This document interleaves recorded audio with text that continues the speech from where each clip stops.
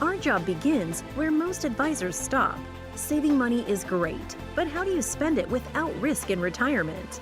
Welcome to Every Day is Saturday with Brad Gotto and Matt Stahl, partners and private wealth managers at Fiat Wealth Management. In this podcast, we aim to broaden your knowledge about the financial world we live in today and make the boring and complex financial decisions fun, informative, and educational. Join us on this journey where Brad and Matt will explore different strategies on how to spend your money without guilt and have peace of mind knowing you are spending it the optimal way in retirement. Hello, everybody, and welcome back to Every Day is Saturday. My name is Matt Stahl, and I'm here with my partner, Brad Gotto, and we're super excited to be back with you today. Our topic is super informative and a very, very important thing to be thinking about for a lot of our audience. Before we jump into that, Brad, how you doing, man? I'm good. It's that time of year where I don't dislike it yet because it's not too cold. But we get a little of the scene change in Minnesota. For those of you that are not from here, is beautiful this time of year. And we're in transition with sports and with the boys at home. And so just enjoying everything right now. How about you? Same thing. Soccer season wrapped up. We had like a little bit of daylight, I would say, where not every minute of our day was planned out. And I love fall. Well, not only is soccer season over for your family, but so the listeners know you retired. This is a big deal. I did retire. Yes. From being a soccer coach. Second time I retired. This time it's from competitive soccer. Before it was recreational. So this time it's official. Oh, really? Yeah. Yep. You heard it here. Okay. Yeah. Now it's going to be on a podcast. So now when the school comes calling again, or the club teams come calling, I'm like, I can't, because I told everybody I was going to retire, and I actually recorded it on a podcast. So I'll reference the podcast. This is true. That's how you get listeners. Just go listen to the podcast. I promise you. All right, guys, this is part 2 of a 3-part series that we're covering. And today's topic, we're talking about withdrawal rate risk. So our 3-part series is the 3 biggest risks to retirement. So if you remember last time, we talked about sequence of returns. Today, we're going to be talking about withdrawal rate risk. Brad, what the heck does that mean? Withdrawal rate risk, Matt, is just referencing the age-old question of how much of my portfolio or my savings can I pull out every single year to live on in retirement? What is the safe amount, or kind of the rule of thumb, if you will, like they'd like to say, that I can pull out of my portfolio every year? And then the risks associated with that, like it talks about, because if this was a for certain number and there was just a right answer, there wouldn't be a withdrawal rate risk. It would just be what is the rate. And so today we'll discuss kind of what the rates are, but also, and what's been discussed over time, but what the risks are associated with that. I always explain it. Maybe, I don't know if you do the same thing. Have you had this happen where you're sitting on an airplane and you start talking to somebody and they ask you what you do for a living? Yes. I mean, usually that means I didn't get my headphones on in time, but yeah. Right. Well, to be fair, Brad used to travel the country multiple weeks a year. So he had it down to a science, but I just started putting them on before I got in the plane. There you go. Yeah. So just send a message right before you get. So I would often have I would have the experience where you start talking to somebody and they share what they do. They ask you what you do. And once you get into it, the question always evolves into, well, do you think I can retire? Especially if you're talking to someone who's in their late 40s, 50s, and the 60s, it's always that same question. Well, do you think I can retire? And it's like, well, I have no idea. Do you ever ponder, Matt, if it take the same exact scenario, but you're not a financial advisor, you're something else? Yeah. And what questions those people get? Like if you're a doctor or you're a lawyer or you're a chiropractor or whatever, you're just in a service type role where you interact with other people, the type of questions that they get, because they've got to be having the same conversation you and I are offline. Like, what did they think I was going to do? Solve all their problems in seat 14B? Well, but what I do end up going to when I do have that conversation with people, and if they are sincerely asking that question and you break out the proverbial napkin, on the airplane, that's a lot of times where we'll start. I'll say, okay, how much money do you have? How much do you want to spend? Which majority of the time the answer is, I don't know. It's like, well, then I don't know if you can retire. Wait a minute. These people on these airplanes are telling you how much In money they general, have. It's happened for sure. But what most people, if they were to Google something or like a starting point, you'll often hear people talk about the 4% rule, right? So that's kind of been and once we explain where this came from, I'm not so sure everyone's going to have 100% confidence in the 4% rules. You're not supposed to dig into rules of thumb, Matt. You're supposed to just take them as gospel and run with it. We have a cast of characters we're going to be referencing today. The 4% rule was actually coined by a guy named Bill Bengen.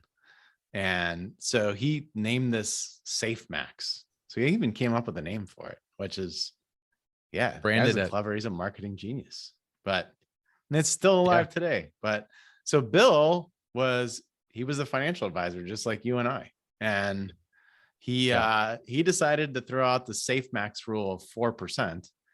And from what I understand, there wasn't a whole bunch of data that accompanied that. It was, looking through some historical charts and seeing, hey, how did different asset classes perform over time? And based on that, hey, 4% sounds pretty good. And what we're also talking about earlier today is how long ago did he come up with that? Well, to be fair to William, there's probably a little more. Are you saying I'm not on a first name basis with that? I don't know. There's probably a little more math that went into it, but the bottom line is just some guesswork on, okay, if you have this average retirement, a 60-40 portfolio, kind of some boilerplate stuff, really what type of distribution should be looking like. To put that into perspective for people out there that don't want to do the math, if you've got $1 million portfolio, that's 40 grand a year. That's 4%. Okay. When you look at it that way, $1 million feels like a lot of money, maybe to some people. Even if you have $5 million, it's 200 grand a year. Bottom line is that was the math. And Bengen came up with this about 30 years ago, give or take. I don't have the date memorized, but it's about 30 years ago. But I do remember this, Matt, when you and I were getting into this industry with a big box firm. The firm that we started with, I don't think we need to hide it. We were with Ameriprise. We were taught basically right out of the CFP manual. I mean, that's kind of how they taught financial advising at Ameriprise. And we were taught this. And it wasn't taught as, at least as I remember it, maybe you remember different, but it wasn't taught as, hey, this is a good jumping off point. It was taught as, this is the answer. It's 4%. And so this one independent little advisor, where maybe he wasn't little. I got to give William. Geez, now I have to stick up for William. I know. I'm sorry. But it's crazy how far it went. I mean, you got big, huge firms like Ameriprise and big designations like the CFP saying, yeah, this works. But it's also interesting because retirement is really different today than it has been in the past. I mean, people live longer, right? So this modern retirement is a much longer retirement than it has been in the past. And two, pensions are kind of went the way of the dinosaur. They exist. I guess dinosaurs don't exist anymore, but like pensions are fewer and far between, right? The point I'm trying to make. And so people are being forced to live off of their own assets at a much greater clip than they have in the past. And they're living longer, which is actually episode 3 coming up in a couple of weeks. We're going to talk about longevity. So stay tuned for that. But as far as withdrawal rate is concerned, Bengen, I think it was in 1994, but now that I've recorded that on a podcast, I'm not sure that that's the right date. Somewhere around there. Don't take that as somewhere fact, around there. Somewhere in that range.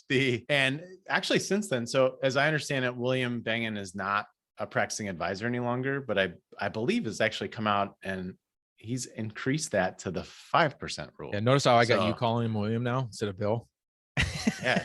Well, now I felt like I was being disrespectful. I wasn't intending to, but the way, geez, it made me feel like I was really distant. Yeah. So recently, you're right. He did come out and redid his math. I don't know what assumptions he changed. It was just performance of asset classes or length. So I honestly don't know how he ended up changing his math, but now you're right. He has come out and said he thinks 5% is a safe withdrawal rate. Just from a math standpoint, why don't you walk us through that? Yeah. So that $1 million portfolio is now 50 grand instead of 40 grand. Right. And that $5 million portfolio is now $250,000 a year versus $200,000 a year. But regardless, whether it's 4 or 5, what we need to understand about his math is it's not saying that if that's the number that you use, 4% or 5%, that there's 100% guarantee that that's going to work out.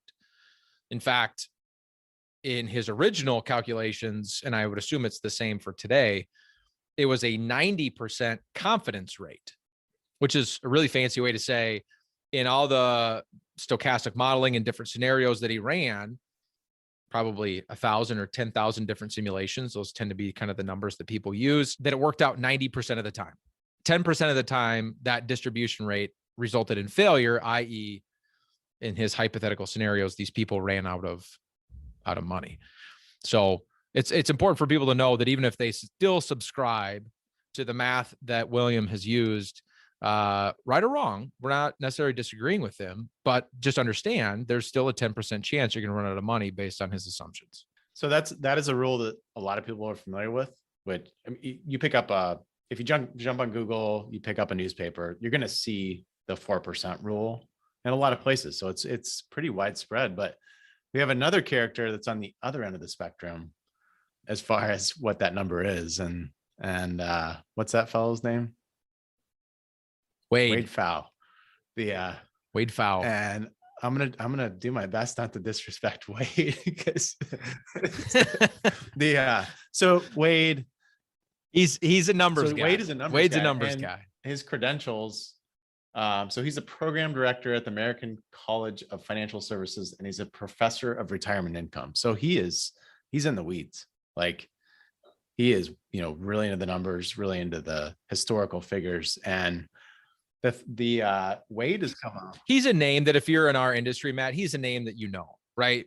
Because the American College, which you just discussed, is basically the master's level, PhD level classes that financial advisors can take for continuing education and all the things. And he's a professor there, and his specialty is retirement income. This is what he does. So Wade has consistently come out and updated what that safe withdrawal rate is. And we want to share just one of the most recent updates, as you can probably imagine. Well, think in terms of over the last 10 years, yes, we've had some excitement here and there, but we haven't had like a real prolonged recession that we've all felt on a real level. So the closest thing we've had to that is really with COVID in March of 2020. So I would expect him to have been on the ball and said, hey, based on where things are at today, what is the safe withdrawal rate? And so as of March 2020, Wade did come out and say that the safe withdrawal rate was 2.4%.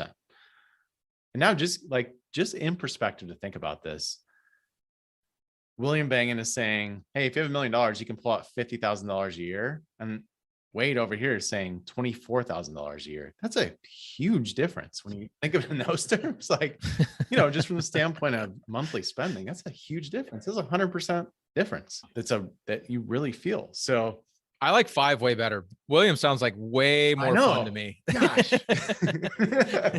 Wade, geez. Wade's not the fun guy at the party. He's not living the everyday Saturday lifestyle. We need Wade's in our life. We do. There are certain times that you invite Wade to the party when you need to ride home. What I think is really interesting about Wade's observation, we have this, Brad, you and I have this conversation often, and we end up then having the same conversations with clients, is so the way that Wade approached this is he looked at one particular day. So I don't even know what the day was, March 2020, when every financial market we saw a correction in every financial market. So there's not really a safe place to hide. And so, of course, if you're going to look at how things stack up that particular day, everything's going to look pretty grim, right? So the way that we've talked about this and the way that we have that conversation with our clients is that's like a photograph in time.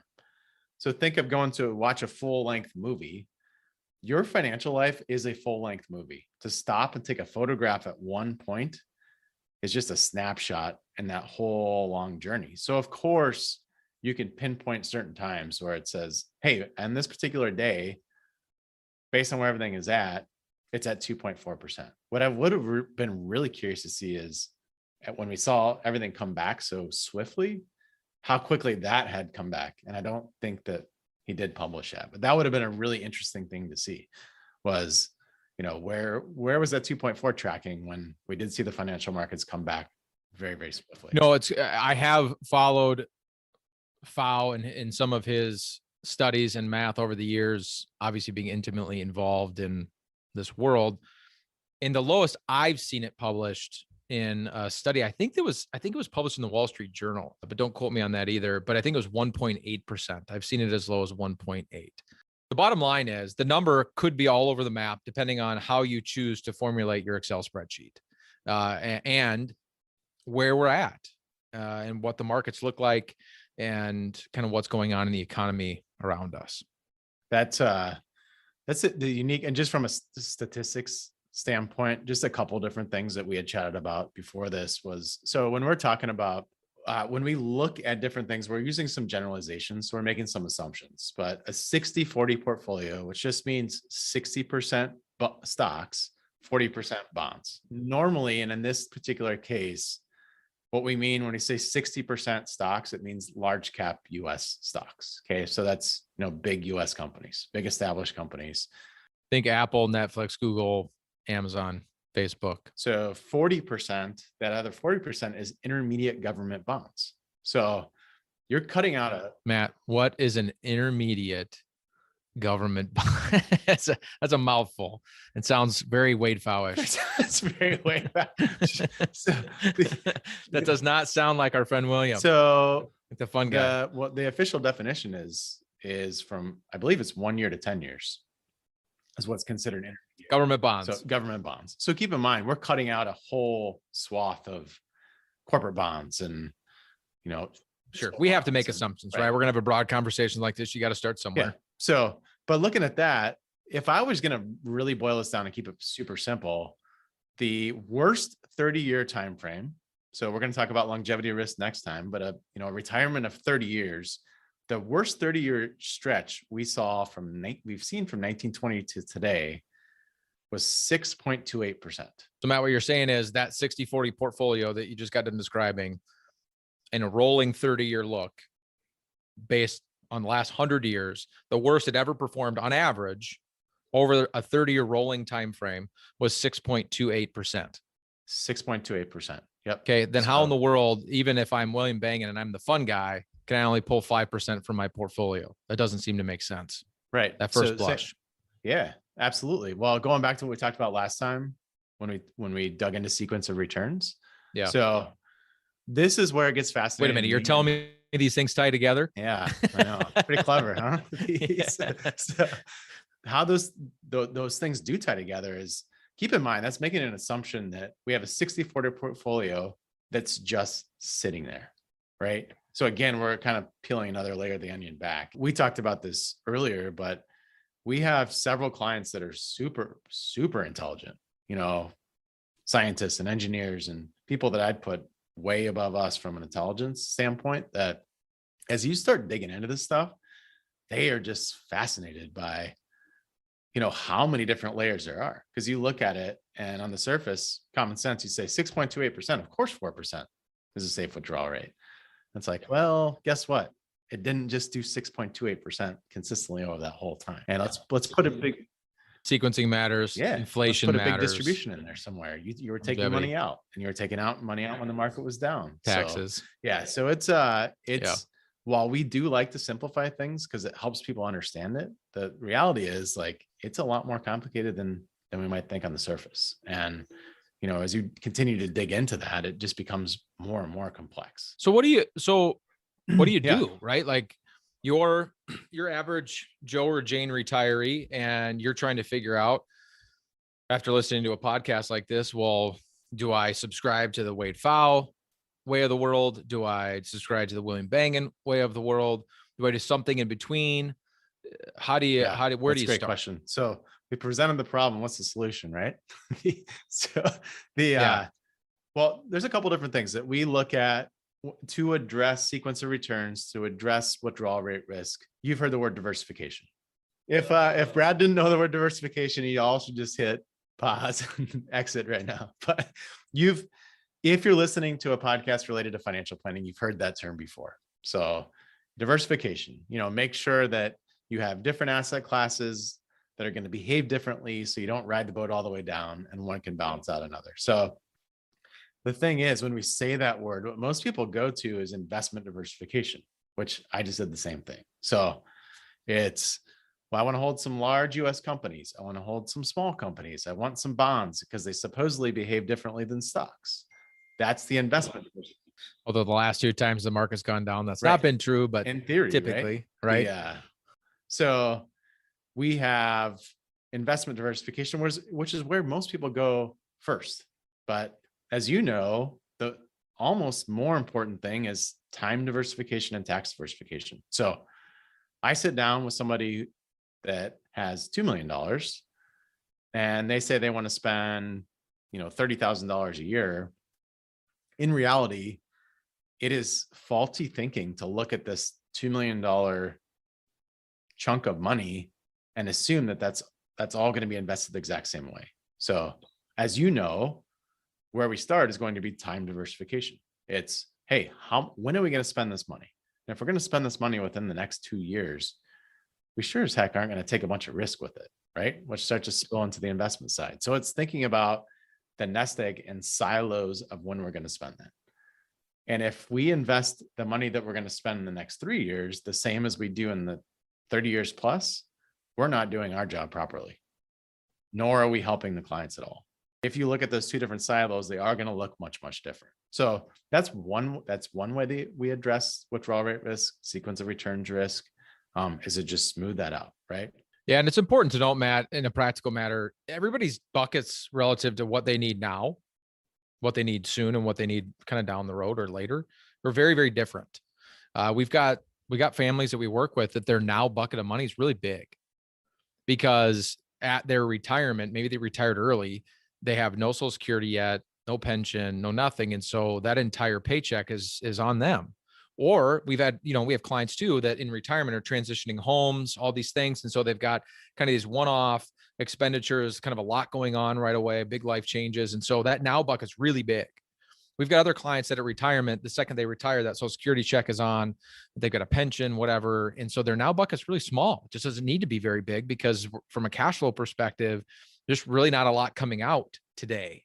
Maybe they want to buy a house in 5 years, but that's not now money, that's soon money. And so determining from a cash flow perspective, kind of the ebbs and flows of what your cash flow is going to look like is really going to help determine what needs to be in the now, soon, and later buckets and how much, and then figuring out how to position that money from a time perspective is really, really important. So investment, we talked about already. Time. The other one, Matt, that we talk about all the time here at Fiat, and we ring this bell constantly, is taxes. And just making sure that you don't have all of your money in a bucket that you've never paid taxes, or you don't have all of your money in a bucket that you've already paid taxes. Because at the end of the day, we don't know what's going to happen with taxes. We all have our guess, right? I'm not going to give away what I think is going to happen to taxes, but we all have our guess on what's going to happen. And so same thing, positioning money from a tax perspective, where some of it's we've paid off the IRS, some of it we still owe the IRS, and just making sure we've got some diversification that way can help. But here's the next question then, and kind of the final question as we wrap this up. All that being said, so we've invested on the it perspective, investments, time, taxes. We've done that. What's the safe withdrawal rate? Does anybody really know? So I know I asked you an impossible question. I did it on purpose. The answer is we have families here that withdrawal rate is above 7. And we have families we work with that's below 2. The other risks in your life, again, Social Security could be part of that. How much you want to spend? Do you have a pension? Do you have any other guaranteed income coming in the door? What does your situation look like? Wade Pfau isn't right and he's not wrong. The answer is there is no right or wrong answer. It really, really does depend. The best thing you can do for yourself as a listener to this podcast is understand the risks that you're comfortable with and the ones that you're not. Matt, last week we had the opportunity to have a guest speaker come into our office. And one of the things he said that I thought was great, it was a great analogy, was there's a monster in the closet. You just need to understand what the monster is. And as long as you're okay with that, then you can kind of live your life the way that you want to live your life. And the monster in these situations is the unknown of how much to draw, what's going to happen to inflation, how am I going to live, like all these unknown questions. And if we can start to determine some of these things, understands the risks that you're comfortable with, because there's always going to be some risk, it can help you determine, what that withdrawal rate is going to be or need to be for you and your family. And it's a moving target, right? It might not be the same thing this year as it is next year. And again, that's why we talk about this as a film, not a photograph. It's going to be a moving, evolving thing all the time. So if you take anything away from this as we close, guys, you can be a Wade Pfau person. You can be a Bill Bengen person. Just make sure that whatever conclusion you come to is based on your certain set of facts and it actually matches your life, right? Because I can be a Ferrari guy through and through, but if I've got 4 kids and I'm in the throes of it, that doesn't really match the outcomes that I need in my life. And so as always, remember that we're in the middle of a series, by the way, before I get to the close. This is podcast number 2 of 3 in this series, the 3 largest risks to retirement. In the last episode, we covered sequence of returns risk. This time, this withdrawal rate risk. We've got one left. We're going to discuss longevity and how that can affect your overall financial plan and how to solve for this idea that you don't know how long you're going to live. And to tease it a little bit, Matt, we were talking about this earlier today. Isn't it interesting how much time, energy, and effort goes into people choosing the day they're going to retire and how little goes into thinking about when it's going to end? Because any good plan has a beginning date and an end date, right? With that said, thanks for listening to Every Day is Saturday. If you want to reach out to us, you can always find us at our website, www.fiatwm.com. Everything is there. The podcast is there. About our firm is there. Scheduling visits with us is going to be on that website. So you can get all that there. Subscribe to the podcast if you have not already, so you don't miss an episode. And we would absolutely love it. Biggest compliment ever if you would share this with your friends and your loved ones. As always, guys, I'm Brad Gotto. This is my partner, Matt Stahl, and we will see all of you next Saturday. But we don't record the podcast on Saturday, man. I don't know when this joke's going to get old, but I guess we're going to keep doing it. Every day is Saturday, Matt. Aha. Thank you for listening to Every Day is Saturday. Click the subscribe button below to be notified when new episodes become available. The information covered and posted represents the views and opinions of the guest and does not necessarily represent the views or opinions of Fiat Wealth Management or Foundation's investment advisors. The content has been made available for informational and educational purposes only. The content is not intended to be a substitute for professional investing advice. Always seek the advice of your financial advisor or other qualified financial service provider with any questions you may have regarding your investment planning. Investment advisory services offered through Foundations Investment Advisors, LLC, an SEC registered investment advisor.